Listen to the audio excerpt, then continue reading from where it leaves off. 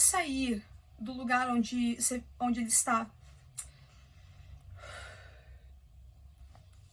após ter ouvido a conversa dos coveiros, o Severino ele se afasta do cemitério e ele vai andando em direção ao mangue. O mangue, que é uma região de estuário do rio, né, antes do rio chegar no mar. Então ele está ali nesse mangue, numa ponte, pensando sobre toda a sua caminhada, sobre toda a sua história até esse momento e principalmente sentindo o impacto extremamente negativo daquilo que ele escutou no canto 10. Afinal de contas, quando os coveiros vão falar que um retirante ele segue o próprio o próprio enterro sem perceber, isso é basicamente uma reafirmação para o Severino que ele apenas atrasou um pouco a própria morte. Ele apenas, ao contrário dele morrer lá onde ele estava, ele vai morrer em Recife numa situação análoga. E isso simplesmente quebra o Severino.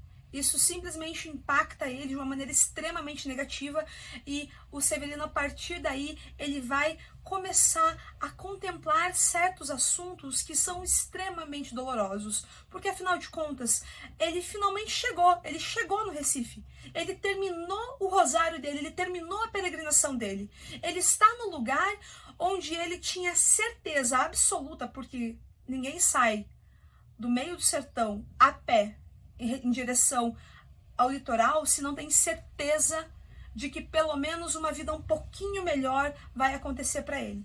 Então, o Severino sai dessa certeza absoluta, ele chega no Recife e aí a primeira coisa que ele encontra, as boas-vindas que ele encontra no Recife são aquelas palavras tão duras e tão dolorosas que ele escuta dos coveiros.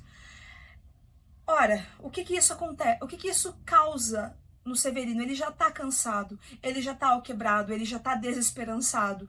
Isso termina de matar aquela esperança que ele tinha. E aqui nós encontramos o Severino no paroxismo da sua dor, no paroxismo da sua desesperança, porque a partir desse momento o Severino começa a contemplar a possibilidade de suicídio.